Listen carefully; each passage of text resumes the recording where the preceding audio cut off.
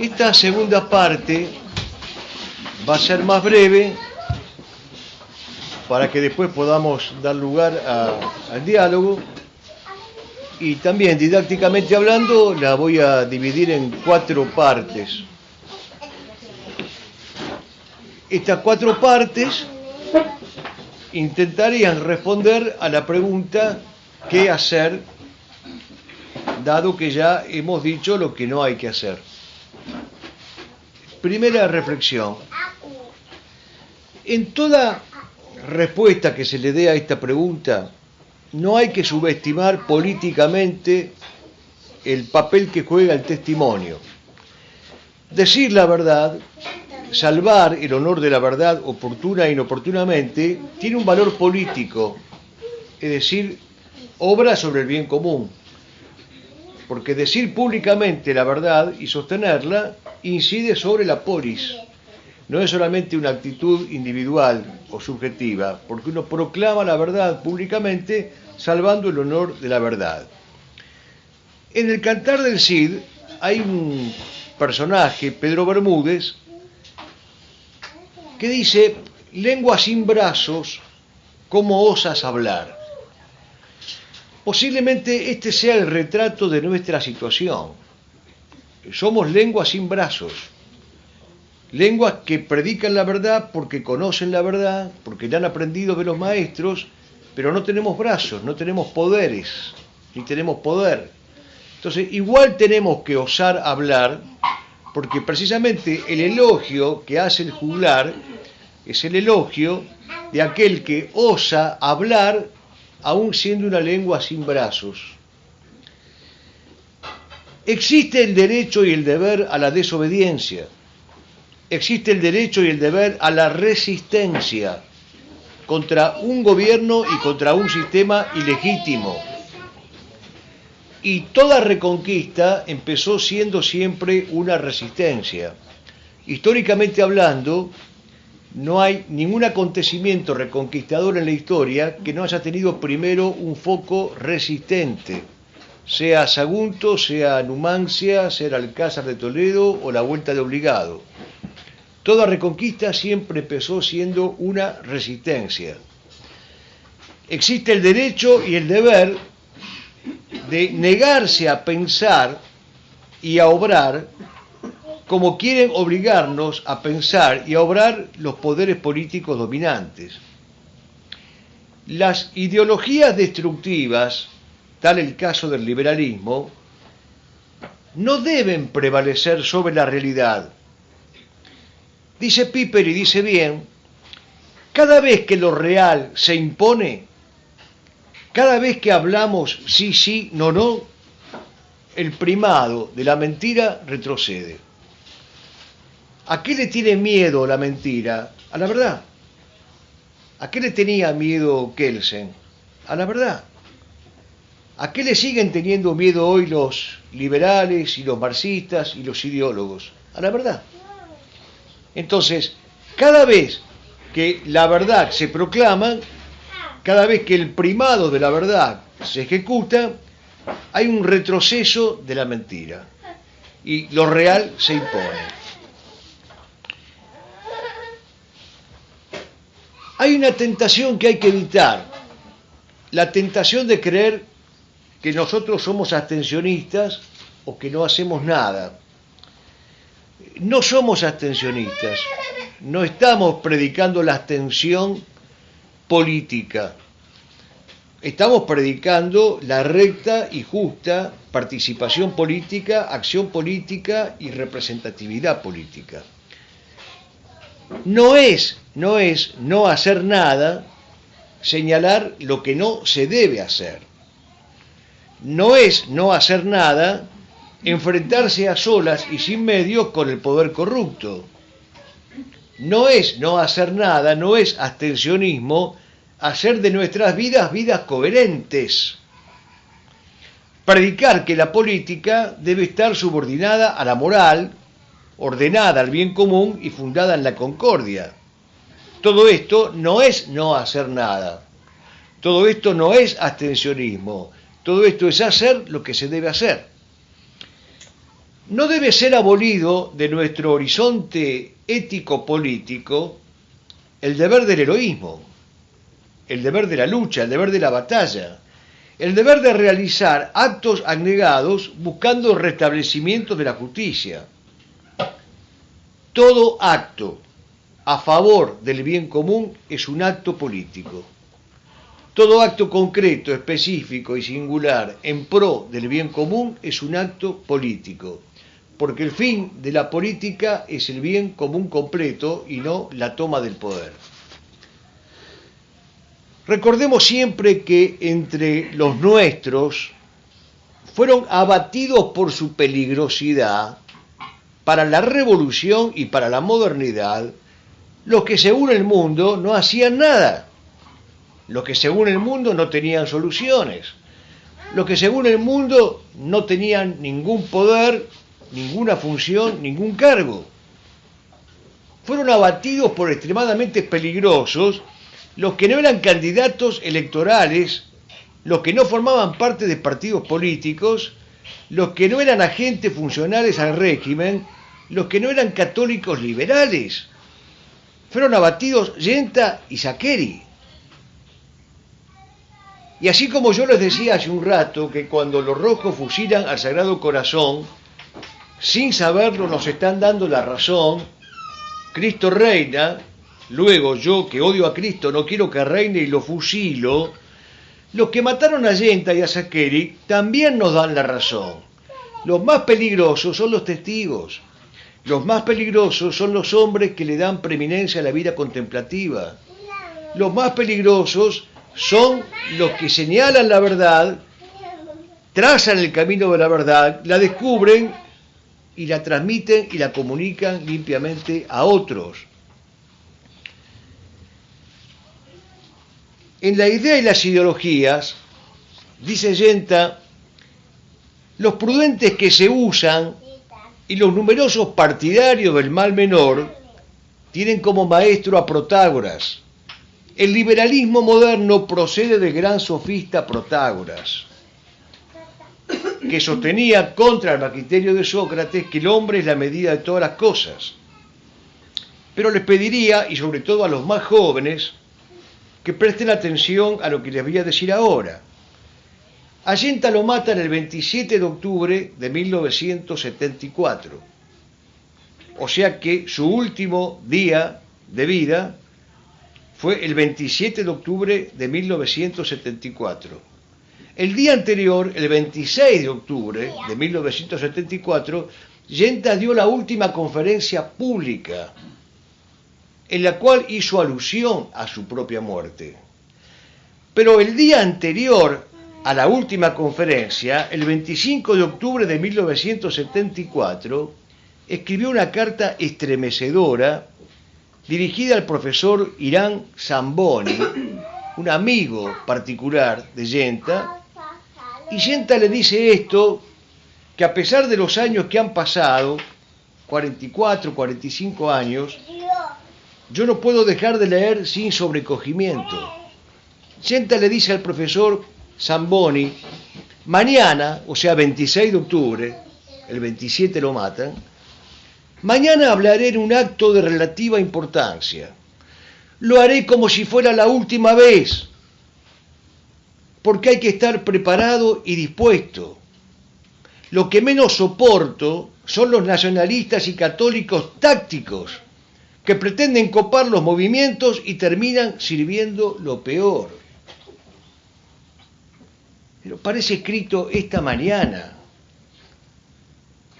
Y si me apuran, les diría, abusando del giro retórico poético, que esto ha sido escrito esta mañana, para que aprendamos de una vez que lo menos soportable que hay es ese conjunto de supuestos nacionalistas católicos o católicos en general, que se creen los grandes estrategas, los grandes tácticos, que pretenden copar los movimientos o crear partiditos políticos y terminan sirviendo lo peor.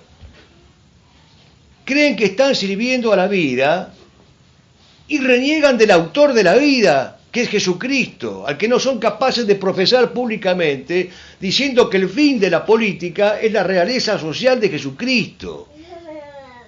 Por eso hay que volver una y otra vez a este magisterio de Yenta.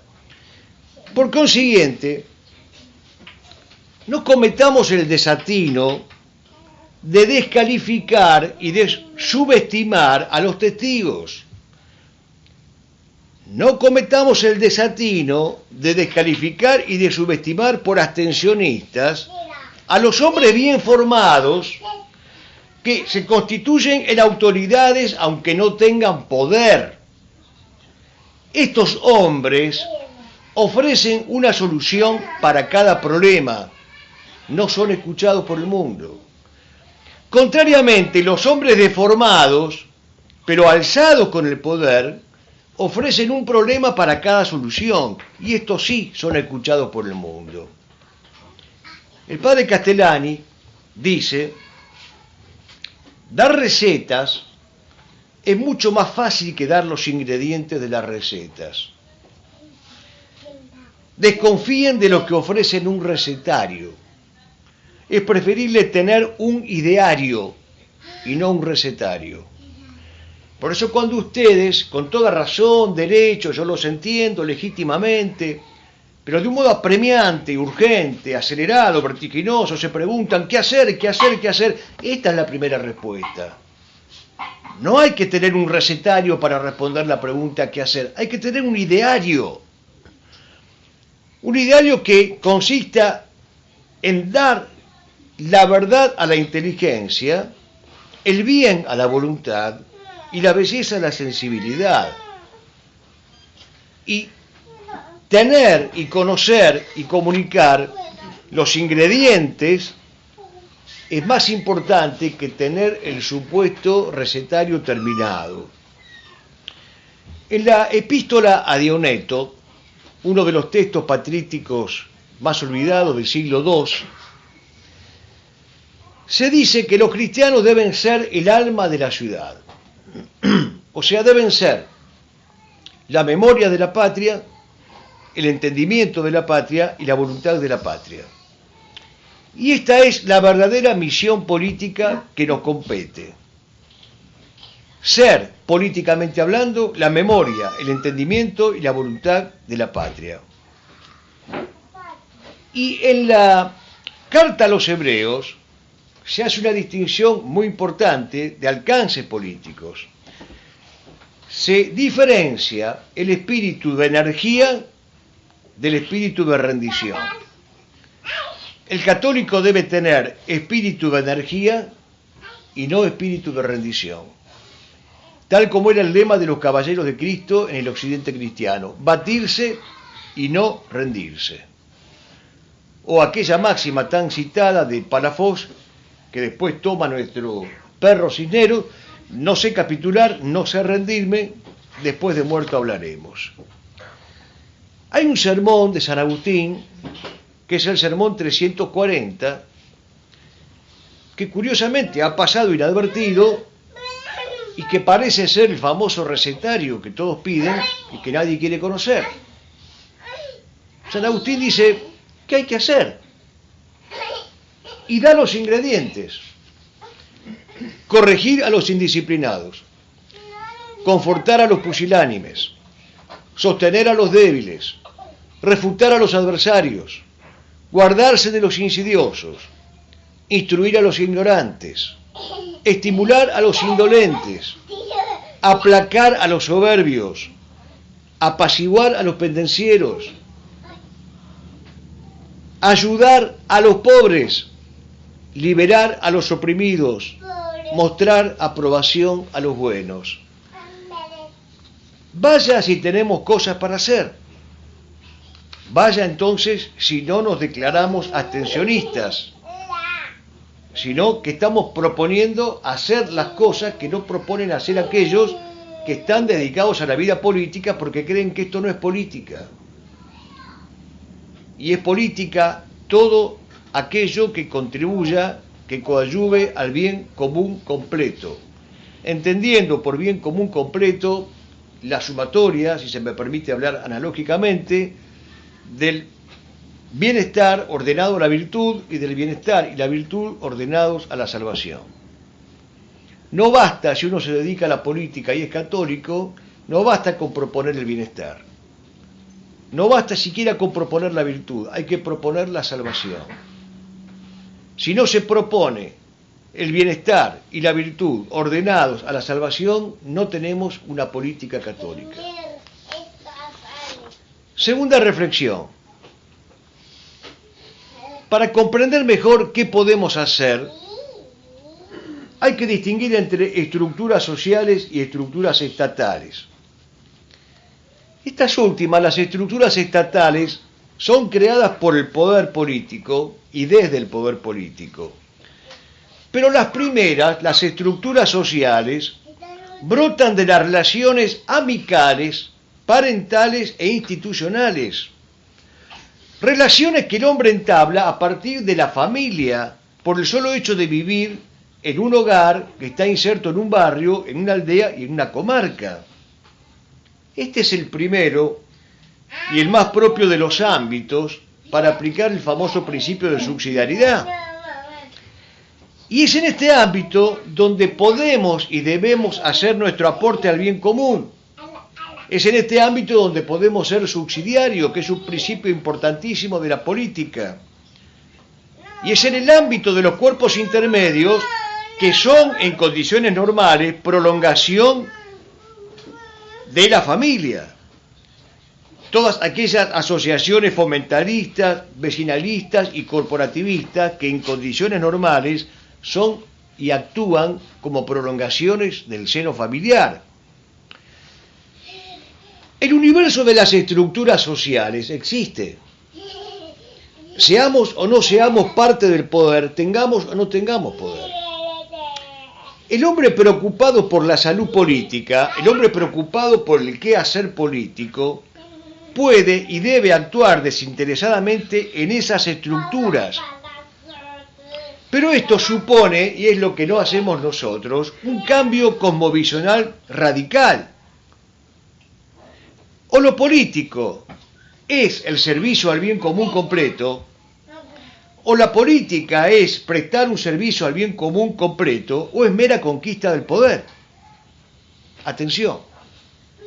Que sea conquista del poder para servir al bien común completo, estamos de acuerdo, lo admitimos. Pero que no puede ser servicio al bien común completo porque no se tenga el poder, ese es un error en el que incurren todos. Y no solamente es un error, sino que es la causa del desánimo, es la causa de la desesperanza, es la causa de la parálisis y es la causa de la inacción, es la causa del abstencionismo. Creer que no se puede hacer nada en política porque no se tiene el poder político. Se puede servir en materia política si se vive con sentido testimonial, misional, apostólico y docente, porque hay muchas formas de participar en política. Se puede participar por consejo, se puede participar por ejemplo, es decir, con el ejemplo, se puede participar por información, con información, y se puede participar por ejecución, que es cuando la política llega al poder y se conquista el poder. Pero insisto, el fin de la política no es la conquista del poder, sino el bien común completo, que es la causa final del orden social. Si nuestras familias están bien constituidas, se puede participar en política desde el hogar, porque por algo el Papa León XIII llamó a la familia semillero de la República. Es una definición fantástica del hogar, porque si el hogar es el semillero de la República, se constituye un entramado de hogares con otros hogares y juntos forman un entramado de acciones subsidiarias. Al fin de cuentas, el municipio debería ser una federación de familias, como dijo Juan Pablo II. Y al fin de cuentas, el municipio, rectamente entendido, es una federación de familias, no es una oficina burocrática. De allí la importancia de salvaguardar a la familia, Pero esto, insisto, supone un cambio cosmovisional. Dejar de confundir, lo digo ya en términos técnicos, hay que dejar de confundir la polis con el kratos. Una cosa es el poder, el dominio, y otra cosa es la autoridad real y concreta que se pueda ejercer en la polis. Lo que se necesita entonces con este cambio cosmovisional es plantearse un antimodelo vigente, un antisistema, un antirégimen. La política tiene que dejar de ser un negocio turbio y tiene que dejar de creer en el valor de las cifras. Me dirán ustedes, y les digo yo mismo, que este es un trabajo difícil. Por supuesto que es un trabajo difícil, pero es un trabajo posible. No es un trabajo quimérico o utópico. Porque es como cuando se plantea la educación de la familia, la educación del hogar, la educación de los hijos, la educación de un docente católico. Nosotros no tenemos el poder político del Ministerio de Educación, pero tenemos el famoso picaporte al que aludí tantas veces, con el cual podemos cerrar la puerta, trabar la puerta y de la puerta del aula hacia adentro enseñar la verdad. Y esa acción docente y ejemplar tiene una incidencia política, en la medida en que la política, insisto, es o tiene como fin la conquista del bien común completo. Tercera reflexión. Tenemos que mantenernos fieles a nuestra identidad, aún en la derrota, o por lo mismo que estamos en situación política de derrota. En el Quijote hay un párrafo en el cual se muestra al caballero caído en el camino después de haber recibido una tempestad de palos, dice Cervantes. Don Pedro Alonso, su vecino, lo ve caído, lastimado, se acerca, lo socorre y le pregunta quién es, hasta que lo reconoce como Alonso Quijano. Y entonces lo llama Alonso Quijano. Don Quijote, en su gloriosa locura, lo confunde con el alcalde de Antequera, con Rodrigo de Narváez, le habla de Abindarráez, del marqués de Mantua, del marqués de Valdovinos, y por supuesto le habla de Dulcinea. Y cuando el vecino, en su justificable prosaísmo, le dice, pero mi señor Alonso Quijano, mi vecino, no, le dice, yo sé quién soy, Don Quijote. El padre Castellani insiste en la importancia de la filosofía política del quijotismo, que Castellani sintetiza esta filosofía política diciendo, el mundo enseña, es preferible pájaro en mano que 100 volando. Don Quijote y el quijotismo dice, es preferible lo contrario, los 100 pájaros en vuelo. Entonces, esto que estoy proponiendo supone un cambio cosmovisional, dejar de concebir la política como una praxis exitosa, redituable y lucrativa, maquiavélicamente concebida para la conquista del poder, y que por lo tanto practique el axioma trágico de que el fin justifica los medios. No puede separarse la política de la moral, no puede separarse la política de la salvación, no puede separarse la política del cuidado espiritual de las almas.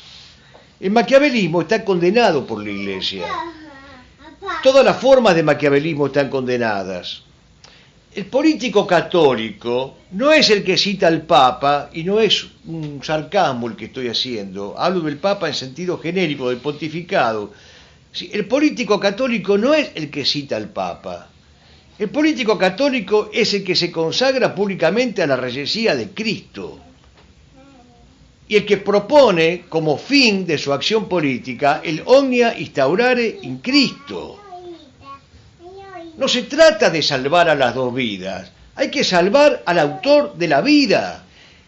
Y hay que decir, como se dice en los Hechos, hablando de los judíos, matasteis al Señor de la vida, crucificasteis al Señor de la gloria.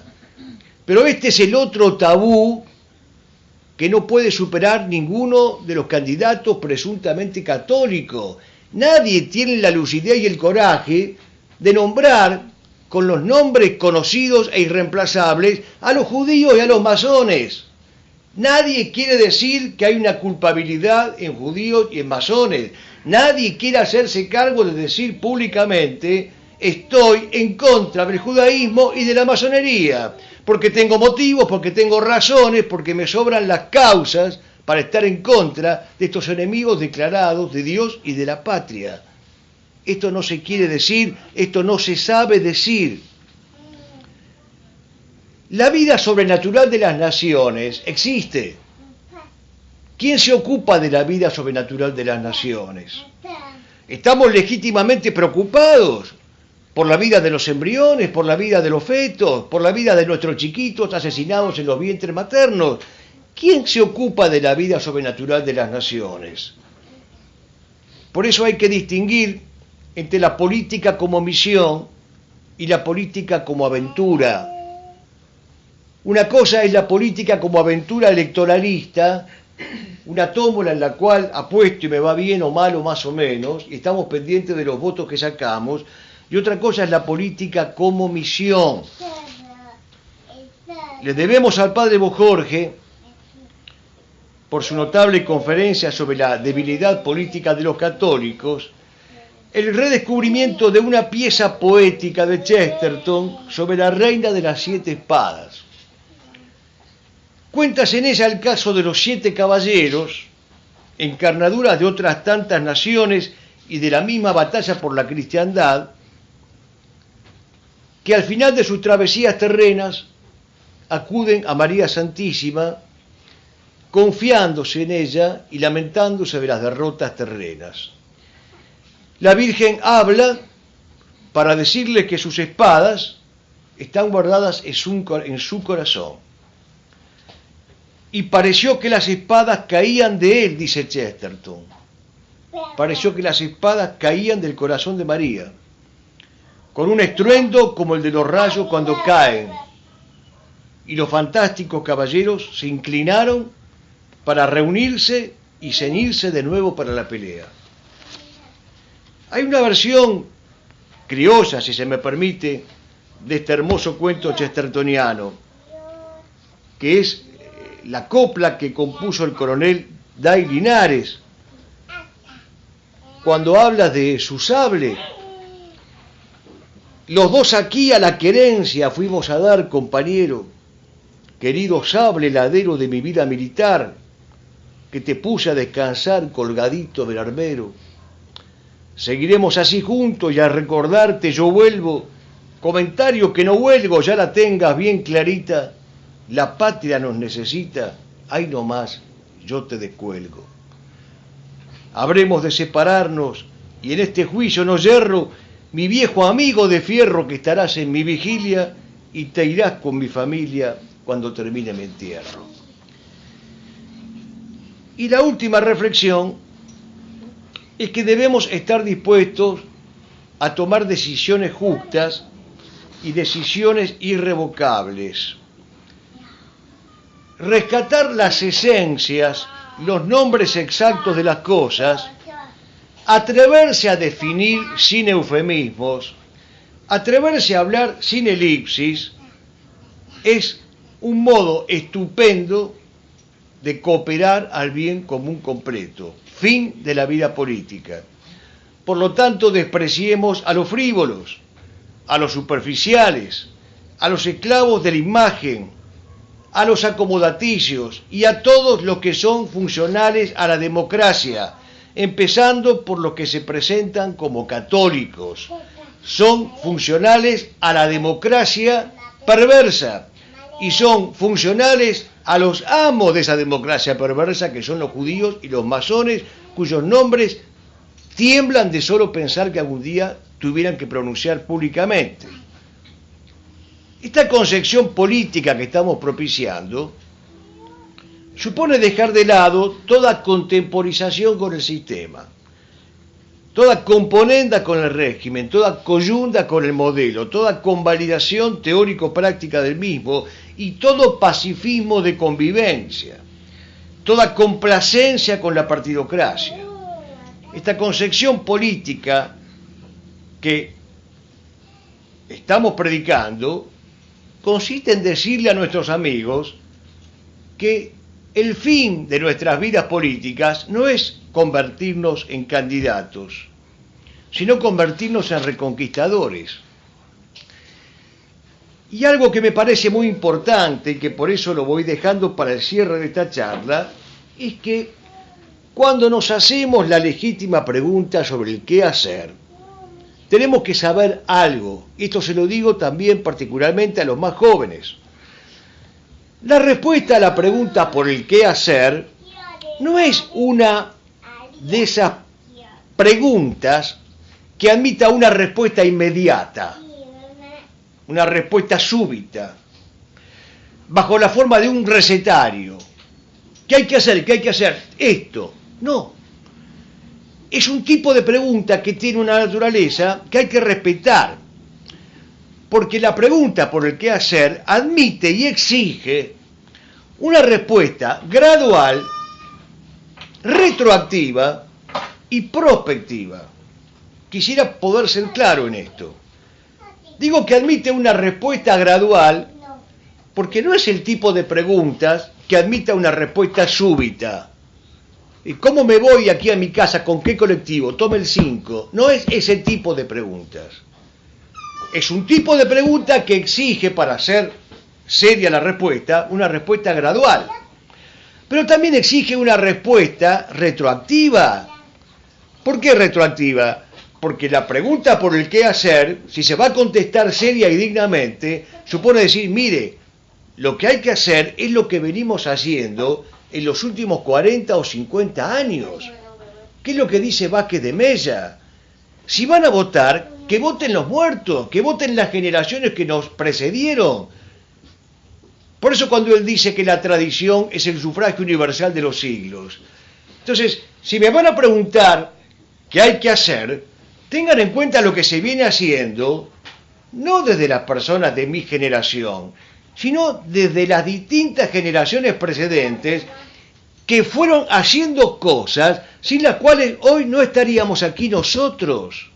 No estaríamos físicamente, corpóreamente, y no estaríamos metafísica y espiritualmente.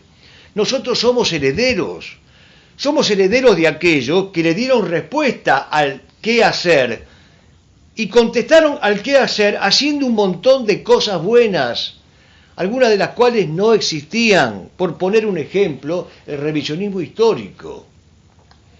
Si hoy podemos conocer la verdad histórica, es porque hubo toda una generación que se dedicó a decirnos la verdad histórica conculcada. Esas personas le dieron respuesta a la pregunta ¿qué hacer? Desde un ámbito, el ámbito historiográfico, y nos proporcionaron un enorme bien. Entonces, quiero decir y digo que hay cosas que ya se hicieron y que si no se hubieran hecho, no permitirían hoy nuestra presencia en estas paredes que nos reúnen. Si no sabemos valorar nuestros quehaceres pasados, si no conocemos nuestros quehaceres pasados y los frutos futuros de nuestros quehaceres actuales, no digamos después y no permitamos después que se diga que no estamos haciendo nada. Porque esto es lo del refranero criollo, si no maté reyes moros, engendré quien los venza.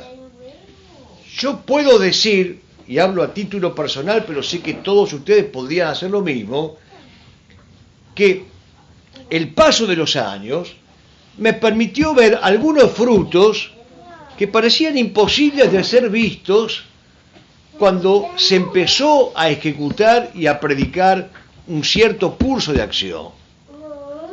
Entonces, la respuesta a la pregunta por el qué hacer es una respuesta que admite una gradualidad, un sentido retrospectivo, pero también un sentido prospectivo.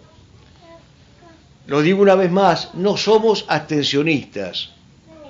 creemos en la primacía de la contemplación sobre la acción, sin negar que de la primacía de la contemplación emane una acción legítima, justiciera y necesaria.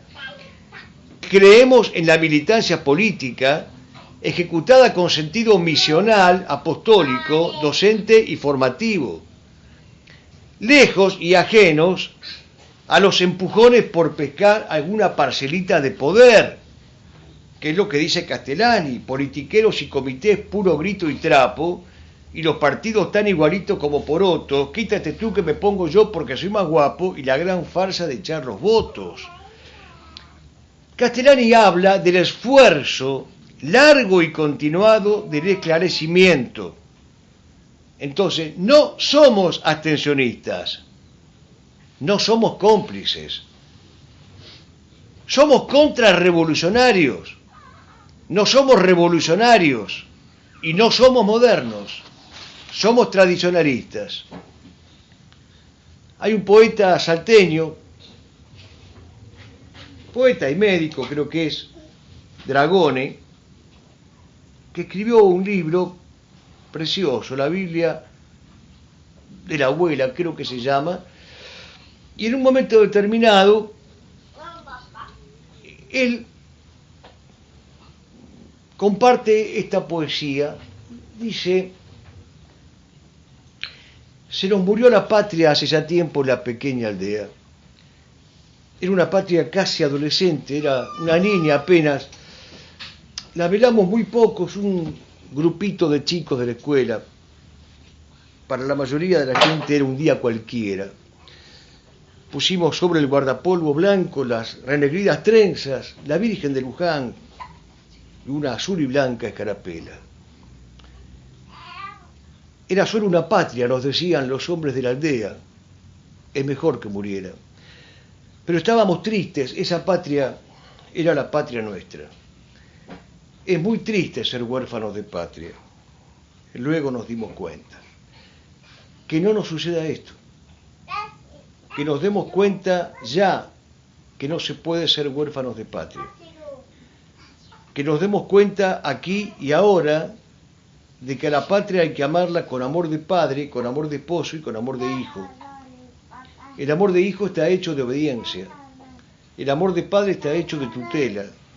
Y el amor de esposo está hecho de enamoramiento renovado y constante. Entonces, a la patria hay que amarla de esta manera. Si somos capaces de este amor esponsalicio a la patria, de este amor filial a la patria y de este amor paterno a la patria, también estaremos haciendo política, es decir, prestarle un servicio al bien común y cooperar con el bien común. Bien, aquí damos por terminada la segunda parte, por si hay lugar para preguntas o comentarios o lo que les parezca adecuado. Muchas gracias.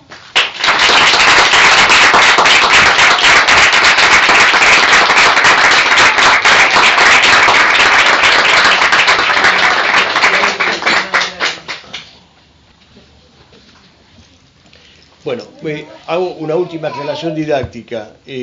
Nadie está obligado a preguntar, primero. Si van a preguntar, no me pregunten. Entonces, ¿qué hacemos? Porque creo que ya lo expliqué. O sea, ¿y por qué la democracia es mala? O sea, no voy a empezar de nuevo. Digo, porque hay distintos tipos de preguntas, yo ya las tengo más o menos conocidas. Entonces, si algo no quedó en claro, estoy a disposición. Pero nadie se sienta obligado a preguntar. Si no hay preguntas, no hay preguntas.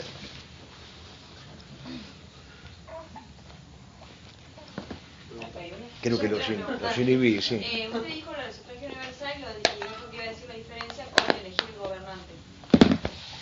No sé si... Sí, tenés razón. El asunto es así. Porque la gente cuando escucha que yo digo, la doctrina dice que el sufragio universal, el admitido universal, bla, bla, bla, pero entonces que no se puede elegir un gobernante, sí. Sí, toda la vida la Iglesia, el magisterio de la Iglesia, enseñó que se puede elegir al gobernante, pero el derecho a elegir a un gobernante no es un derecho absoluto o taxativo, es un derecho eventual, condicional y restringido. Es decir, que dadas ciertas condiciones se puede elegir al gobernante. O sea, no es lo mismo entonces elegir un gobernante bajo el sistema del sufragio universal que elegía un gobernante bajo otro sistema que no sea el sufragio universal. Primera aclaración. Ahora, ¿cuál es el sistema de elegir a un gobernante que no sea por sufragio universal? Bueno, ese sistema supone una organización corporativa de la sociedad. Si la sociedad está organizada corporativamente, entonces lo que se implementa es lo que se llama el uso de la elección del primus inter pares y después del primus inter primus. Dicho de manera más sencilla, es legítimo que yo al gremio de los zapateros le diga, muchachos, ¿cuál es el mejor zapatero? Y Santo Tomás, siguiendo a San Agustín, dice, si ese gremio, si no están corrompidos, si no están envilecidos, si no son pasibles de la tentación de la venalidad, o sea, dados ciertos requisitos y condiciones, van a elegir de verdad el mejor zapatero. Pero aclara también Santo Tomás, si eligen al mejor zapatero, porque no están corrompidos y lo eligen de verdad al mejor zapatero, la pregunta retórica de Santo Tomás es esta, ¿es el mejor zapatero porque lo eligieron? ¿O lo eligieron porque es el mejor zapatero? Esto último. O sea, lo que hace la corporación, lo que hace la cofradía, lo que hace el gremio, si no está envilecido, repito, si no está ultrajado por la venalidad, lo que hace es designar o elegir, pero no delegar poder, no confiere poder. Si yo elijo al mejor zapatero y realmente lo elegí porque es el mejor, lo estoy designando, lo estoy nombrando, lo estoy eligiendo, pero no le estoy dando poder. No tengo ningún poder, lo que hago es reconocer que fulano es el mejor porque estoy en condiciones de reconocerlo, porque conozco mi oficio. Ahora, yo no le puedo al gremio de los zapateros preguntarle, mire, me tengo que operar de la cabeza, ¿usted me podría decir quién es el mejor neurocirujano? Eligen y voten. Elijan, voten, yo me adapto. Acá está mi cabeza, que venga cualquiera con un bisturí y me la corte. Bueno, este ejemplo que es chistoso lo trae Platón.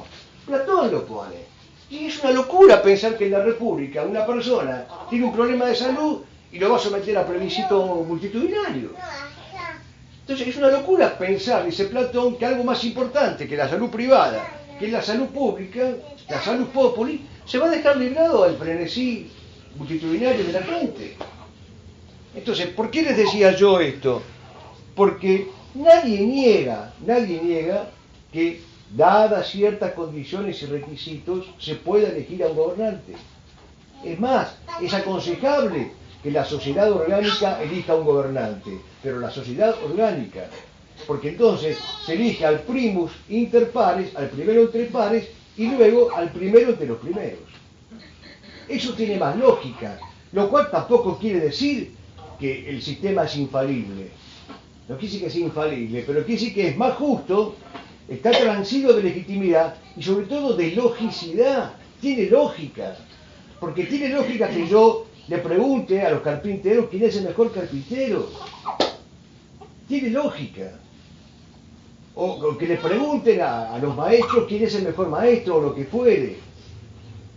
Entonces, lo que yo quería decirles, y bueno, un alma caritativa se acordó y me hizo la pregunta, es que nosotros no estamos en contra de la elección de los gobernantes.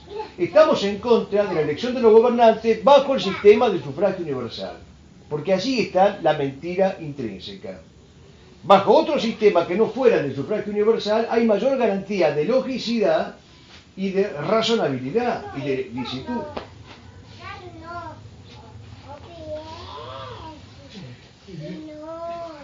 Antonio, una cosita. El tema de que la Iglesia haya, la jerarquía, haya tirado por la borda todo este tema, ¿vos crees que históricamente tiene que ver con la Segunda Guerra Mundial? ¿La finalización de la Segunda Guerra Mundial, históricamente hablando? O sea, la Iglesia toma una postura con los vencedores, ¿no?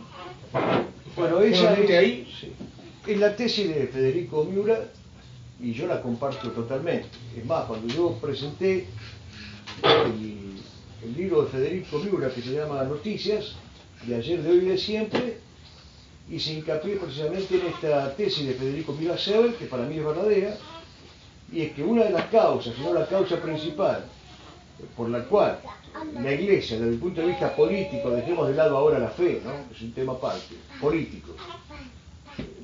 La causa principal, si no la causa mayor por la cual la Iglesia en materia política abdica, deserta y apostata, es porque se va alineando al lado de los vencedores. Entonces, indudablemente la democracia es sacralizada y cualquier acción antidemocrática es considerada como una acción anticatólica o anticristiana. Lamentablemente esto tiene lugar en la Iglesia a partir de Yalta y de Potsdam. Estoy hablando de 1945, antes del Concilio Vaticano II. Que por supuesto después potencia todo, es lo que decíamos al principio. La democracia es mala, pero encima pasa por la revolución, pasa por la modernidad, pasa por el liberalismo, y bueno, ¿qué quieren que haga? Entonces, ya venía mal el tema político en la Iglesia, pero encima pasa por el Concilio Vaticano II, bueno, sálvese quien pueda, ya los votos. ¿Qué quieren que haga? Ahora, Antonio, con el Pío XII, con los mensajes de Navidad, ya empieza a abdicar o a tratar de rescatar lo rescatable y darle un sentido a la democracia que venía, ¿no? Sí. Sí, Ahí ya se ve un cambio. Yo eso lo expliqué con todo detalle, o con el detalle mayor que pude, en los dos tomos de la respuesta al doctor Hernández, que se llama La democracia, un debate pendiente. Fui analizando pontificado por pontificado,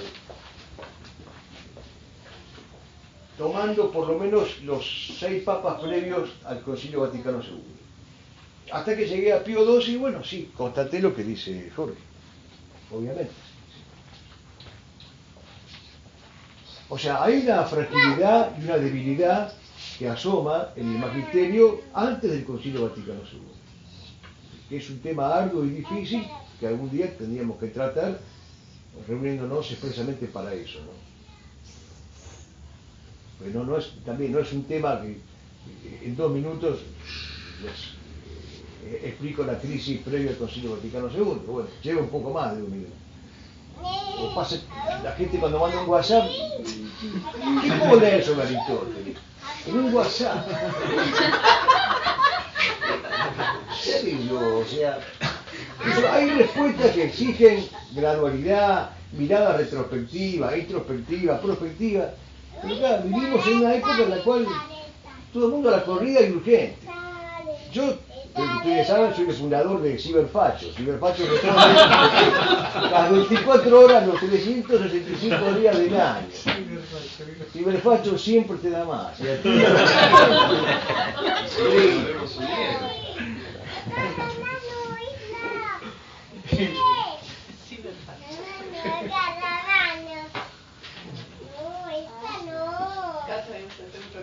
sí. No me quedó claro cuando se dice que el sufragio universal es una mentira. Bueno, lo dice Pío IX. Sí. La mentira consiste en creer que la verdad emerge de la sumatoria de votos. De la mayoría, claro. O sea, la mentira es la mentira de la cuantofrenia o de la numerolatría o de la tiranía del número. Esa es la sustancia de la mentira del sufragio universal. O sea, hacer deducir la verdad de la cantidad. Y en esto a mí me ha impresionado, yo lo decía antes, me ha impresionado de verdad el planteo de Disandro, que es muy profundo, a pesar de que Disandro era un hombre de militancia peronista y de voto peronista. Pero cuando Disandro logra zafarse de la camiseta peronista y se pone en metafísico de alto vuelo que lo era, dice, pero cuidado, porque resulta que estamos reemplazando al Homo Transfiguraciones, que es el hombre católico por antonomasia, junto con el Homo Mediator, el hombre de la mediación entre lo visible y lo invisible, lo terreno y lo celeste, o sea, el hombre pontífice, hacedor de puentes, por el Homo Calculator, el hombre del cálculo, el hombre del número, de la estadística. Bueno, esto, dice Lisandro, es monstruoso. Es monstruoso, o sea, hay la destrucción del Homo Transfiguraciones. Bueno, sin embargo, aunque es tan evidente y tan palpable, y hay tantas pruebas a favor de esto que estamos diciendo, es lo que dice Spengler, ¿no? O sea, el mundo está lleno de verdades que de tan olvidadas parecen nuevas. Entonces, cuando alguien las dice, lo toman por locos. ¿De dónde sacó esto? Yo en el recreíto manducatorio que se hizo, no sé quién le comentaba, pero alguno de ustedes, que uno se siente como que está descubriendo la pólvora o el Mediterráneo, pero no es así. Todo esto ha sido ya dicho. La verdad es que de todo lo que yo les dije, yo creo que no hay una sola palabra mía excepto buenas noches, o tengo hambre, pero fuera de eso son todas cosas que están dichas por el magisterio de la Iglesia, o por el magisterio de los clásicos, o por el magisterio contrarrevolucionario.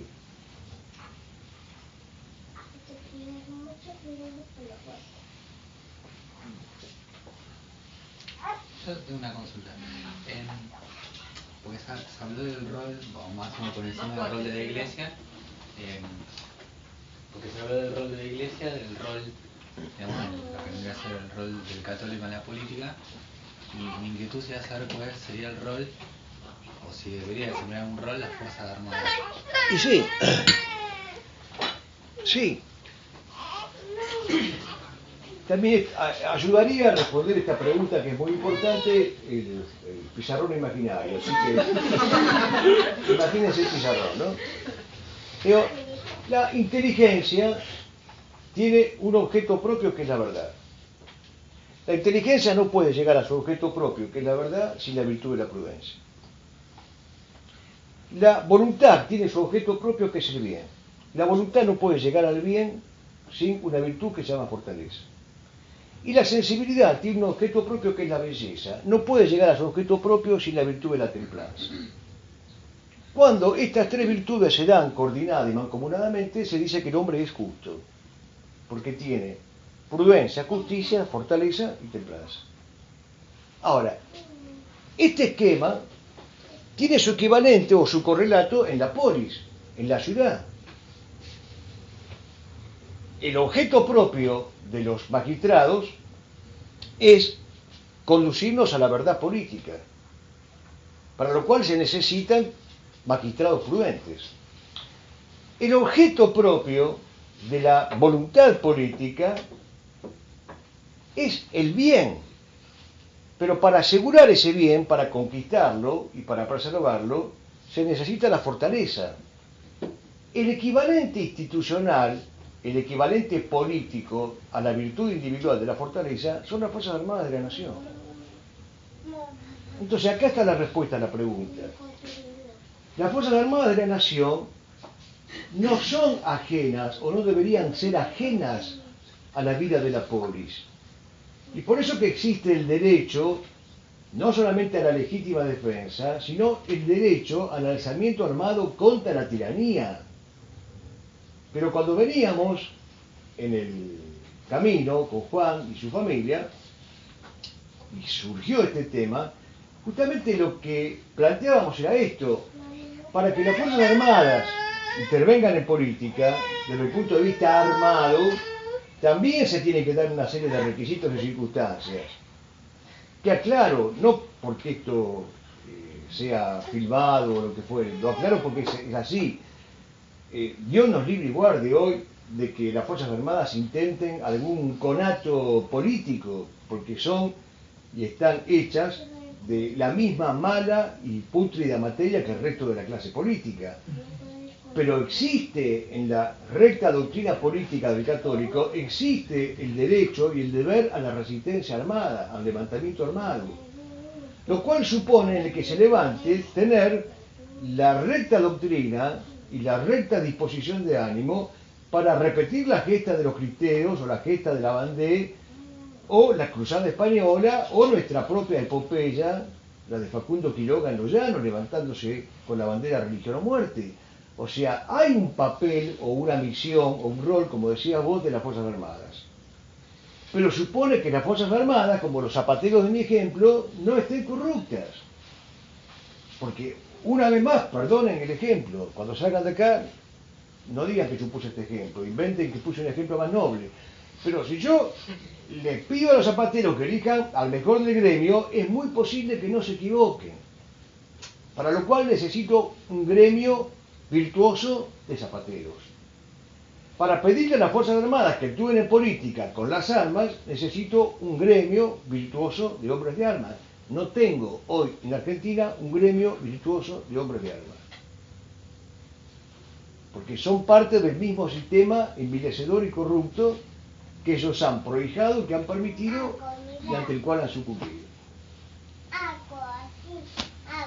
Por eso el enemigo se cuidó tanto de destruirnos, ¿no? Claro. Y por eso también acá hay otro mito. Cuando nos escuchan que predicamos estas cosas, enseguida, usted es golpista. No, yo no soy golpista. Y mucho menos en las actuales circunstancias. Yo estoy a favor del alzamiento armado. Pero para que haya un alzamiento armado, que es mucho más que un golpe de Estado, tiene que haber fuerzas armadas que se puedan alzar en armas. Si no hay fuerzas armadas que se puedan levantar en armas, ¿de qué golpe de Estado estamos hablando? ¿O de qué alzamiento estamos hablando? Pero lo que yo no puedo es negarles a ustedes y a mí mismo aquella parte de la doctrina positiva, diría Yenta, que dice que las Fuerzas Armadas de la Nación son indivisibles del destino político de la nación misma. No se pueden lavar las manos frente al destino político de la patria, porque son, en el esquema imaginario, el pizarrón imaginario, son la institución que encarna la fortaleza, que es la virtud sin la cual la voluntad no llega al bien. Entonces, ¿quieren una patria justa? ¿Quieren una patria buena? Bueno, denle a esa voluntad la virtud de la fortaleza que necesita. Esa virtud de la fortaleza se llama Fuerzas Armadas. ¿Y cuál correspondería a la templanza Y en el esquema? el esquema, y somos nosotros, los ciudadanos de a pie. O sea, los que Aristóteles en su momento llamaba los productores, ¿no? Pero en un sentido genérico, aquellos que realizan distintos quehaceres son ciudadanos del corriente y que necesitan justamente la virtud de la templanza para no destemplarse y para no terminar en la tiranía de la plebe, que es también otro de los dramas que vivimos. O sea, hoy hay piquetes de salita de tres. Los chicos del rincón de Pinocho, de la salita de tres, el jardincito, el ruiseñor, sale a la clase y corta la avenida Córdoba. No se puede pasar. O sea, es el reino de la destemplanza, cada uno hace lo que quiere.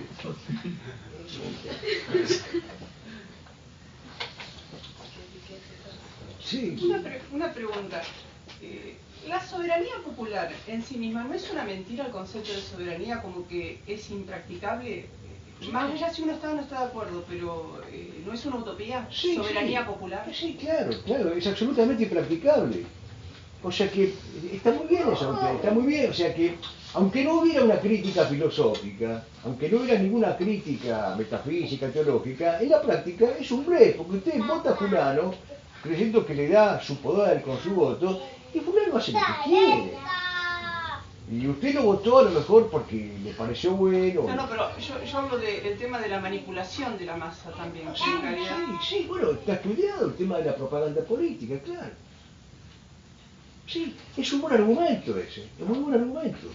O sea, aunque uno no tuviera todo el arsenal filosófico para decir es mala porque destrona a Jesucristo, bueno, es mala por mil motivos, es mala por lo que está diciendo usted. En la práctica es una tomadura de pelo a la gente.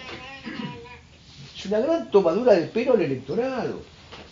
Y después vienen los que encima se arrancan la vestidura. Uy, yo lo voté creyendo. No, pero a mí en realidad sí, me gustaba cómo se vestía la esposa de Macri, entonces lo voté. Porque marca tendencia. Está bien, es la militancia fotográfica, la militancia del vestuario. O sea, votamos a un personaje porque la mujer se viste bien. De todas maneras, yo insisto que lo mejor que tiene Macri es la esposa. Pero es un disparate votar a alguien por la imagen de la esposa. Ni tampoco la esposa. No, no es la esposa. No, pero está. La tercera mujer de. No, eso está en periodo de discernimiento. La iglesia ahora considera eso, respeta esos momentos. Periodo de discernimiento. ¿Qué va a hacer? Antonio, cuando Sí. la gente... ¿Me está filmando? Sí. Me pongo al lado de... Voy a quemarme yo solo. No, cuando la gente viene con argumentos, a ver, típico últimamente, ¿no? De cuando se trata de salvar vidas, votar a quien sea, si es un partido pro vida, entre comillas, ¿no? Partido pro vida, y entonces aún gente que reconoce el mal de la democracia, viene con que si postulan a fulanito, que tiene un montón o una cantidad considerable de diputados pro vida, bueno, yo lo voto. Yo se contesté, pero bueno, una respuesta. No, frente al tema de, o sea, se están jugando vidas, entre comillas. Cuando no hay bien, no hay que elegir. Y los candidatos pro vida que tenemos hoy no son la encarnadura del bien político. Son parte de la mistificación y de la funcionalidad del sistema. Esa es la triste verdad. Yo no quiero dar nombres para no ofender a nadie, pero la triste realidad es que todos los candidatos prohibidistas tienen una confusión mental en la cabeza que es pasmosa. Y lo peor es que creen que sus respectivos oficios los habilitan al noble arte de la vida política, y no es así. Uno puede ser un excelente médico, o un excelente abogado, o un excelente soldado, y no estar habilitado para la vida política. Porque yo esto lo aprendí, y valga el recuerdo, el día del velatorio de Yenta. Lo estaban velando a Yenta y estábamos en la casa de la calle Céspedes y estaba el padre Eliseo Melchiori, muy amigo de la familia. Y yo me acuerdo que me acerqué al padre, tenía 23 años, yo creí que era grande, ahora me di cuenta que era una criatura. Y le dije, padre, digo, mire, estoy trabajando en el colegio Q y hay una maestra, María del Carmen, no me acuerdo el apellido, que lo conoce usted y que lo quiere mucho. Digo, pero me llama la atención, yo mi candidez, ¿no? Digo, la mujer, digo, es de la línea Mayo Caseros, es liberal, como diciéndole, hágase cargo. Ella dice que lo quiere, que lo respeta. Y el padre Eliseo Melchiori me dijo algo que me parece ahora que sirve para contestar el planteo correcto de Virginia, ¿no? Dice, mira, Antonio, me dice, de todos los ámbitos en los cuales la cultura se puede manifestar, a mi juicio, me dijo él, el ámbito más difícil en el cual un hombre puede ser cabalmente culto es el ámbito político. Es verdad. Los años me llevaron a la constatación de que es verdad. O sea, puede haber gente cultísima en medicina, en táctica, en estrategia, en ciencias jurídicas, en arte, en lo que sea, pero son analfabetos políticos. Son analfabetos políticos. O sea, cuando hablan de política dicen cualquier cosa. Y es más, han aprendido el artilugio de que para actuar en política es mejor decir cualquier cosa, mientras no se toquen las chicharras que hacen saltar el tablero. Y la metáfora no es mía, sino que de Toffler. Es decir, esto es un tablero. Un tablero eléctrico, ¿no? Un tablero eléctrico. Si yo toco determinadas piezas, esto salta, es un cortocircuito. Si yo provoco un cortocircuito, no puedo seguir adelante, me quedo oscuro. Entonces, ellos ya saben cuáles son las teclas que no pueden tocar porque hay cortocircuito. Una tecla dice judaísmo, no la tocó. Masonería, no. Comunismo, no. Maricones, no. Entonces, toco ciertas teclas. Si toco estacho, bueno. Ahora, algún día, como diría Fierro, vendrá un criollo que ponga la mano en todo el tablero, en todo, le rompa todo. O sea, estoy acá para decirle que quiero que Cristo reine en Argentina. La primera medida que voy a tomar es matarlos a todos. Entonces, ya está, punto, ya lo dije, ya está. No sé, Que venga pronto. Es lo que dice Borges, ¿no? Entre las cosas hay una de lo que no se arrepiente nadie en la vida, dice. Esa cosa es haber sido valiente. Y bueno, hay una crisis del coraje, hay una crisis de la lucidez. Entonces todas estas personas que ven, que insisto, son personas buenas, bien intencionadas, tienen una horribilísima confusión en la cabeza.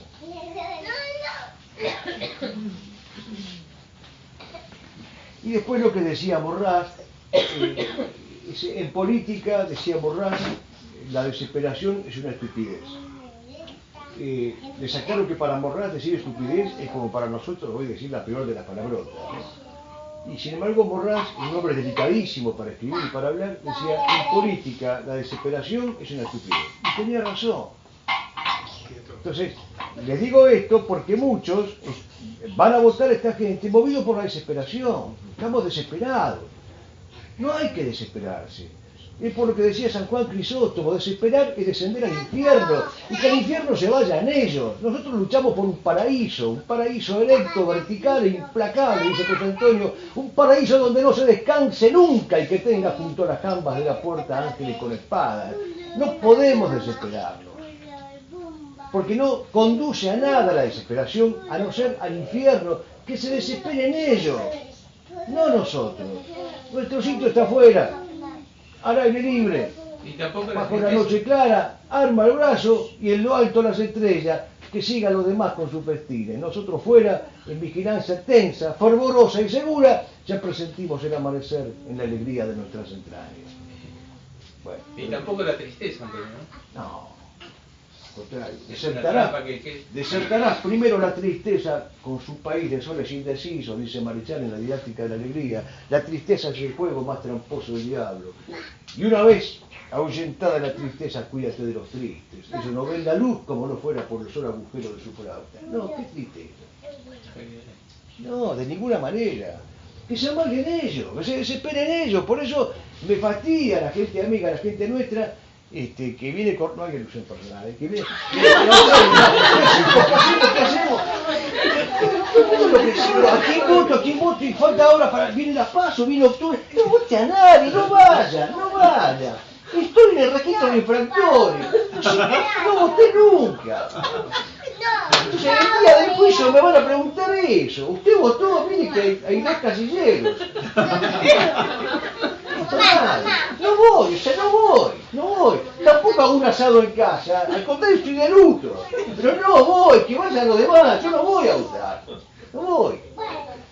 Y hay gente que cree y está esperando resultados. Y después pone televisión a ver quién gana. Y ya no vimos quién gana. Claro.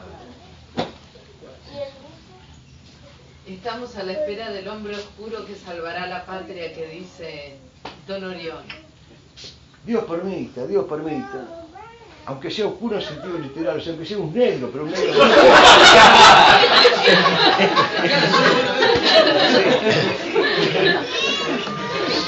Que venga un Obama católico, aunque sea morocho, pero que venga.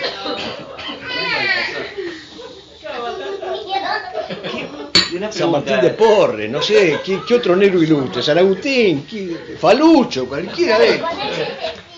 Ignoro totalmente, por eso le pregunto, ¿no? Pero ¿qué pasaría si, ¿quién sale beneficiado si no se vota? Si nadie va a votar, supongamos. Nadie, porque no hay ningún beneficio. ¿Quién va a salir beneficiado? Nadie. No, quiero decir, ¿se benefician los políticos?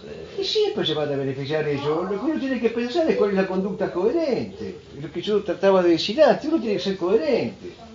Se puede votar por Luzbel o por Lucifer, ¿no? O sea, lo que quiero decir, no votar no tampoco favorece a... No, eso es un mito que largan previamente a las elecciones. Es un mito que no tiene explicación, no tiene lógica. ¿A quién beneficia no ir a votar? Hay quienes inclusive plantean el tema de la impugnación del voto. Bueno, por eso digo, tampoco se puede crear el partido de los votos impugnados, porque el criterio es el mismo, es el criterio mayoritario y cuantitativista. Se participa. Claro, entonces, hay una connivencia, una complicidad en eso. Entonces no se puede hacer eso, o sea, es el mismo criterio. Y en la antigüedad, en la época de la persecución a los católicos, hablo de las primeras persecuciones, estaban los famosos católicos libeláticos. Los católicos libeláticos eran aquellos que tenían el libelo de impunidad, es decir, no los castigaban porque habían arrojado incienso a los dioses falsos. Entonces le daban el libelo de admisión al sistema. Bueno, ese es el problema que tenemos. De los católicos libeláticos, o sea, los católicos que quieren aprobar el examen de educación democrática. El día que alguien escriba mi biografía, de alguna persona, nunca aprobé educación democrática. Entonces, por favor, que Está en el cuadro de honor. en el epitafio pongan, primero, nunca almorzó con Rita Legrand. Nunca probó un caso de grande. Yo que doy la materia lo pruebo. Yo lo pruebo.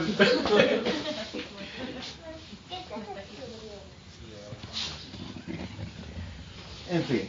No, pero la desesperación de veras es mala consejera. Bueno, ¿quién era la nena que preguntaba cuando acababa la misa? Isabela, ite misa es. Virginia, no nos vayamos sin rezar un Padre Nuestro por la patria. Bueno, propone Antonio y me parece bastante oportuno para terminar rezar un Padre Nuestro y una salve por la patria. En nombre del Padre, del Hijo y del Espíritu Santo. Y dando gracias también por este rato que realmente pienso que ha sido una gracia el poder tener este tiempo para hablar de la verdad. Padre nuestro que estás en el cielo, santificado sea tu nombre, venga a nosotros tu reino, hágase tu voluntad en la tierra como en el cielo. Danos hoy nuestro pan de cada día, perdona nuestras ofensas, como también nosotros perdonamos a los que nos ofenden. No nos dejes caer en la tentación y líbranos del mal. Dios te salve, Reina y Madre de misericordia. Vida, dulzura y esperanza nuestra, Dios te salve. A ti llamamos los desterrados hijos de Eva, a ti suspiramos, gimiendo y llorando en este valle de lágrimas. Ea pues, Señora abogada nuestra, vuelve a nosotros esos tus ojos misericordiosos, y después de este destierro, muéstranos a Jesús, fruto bendito de tu vientre.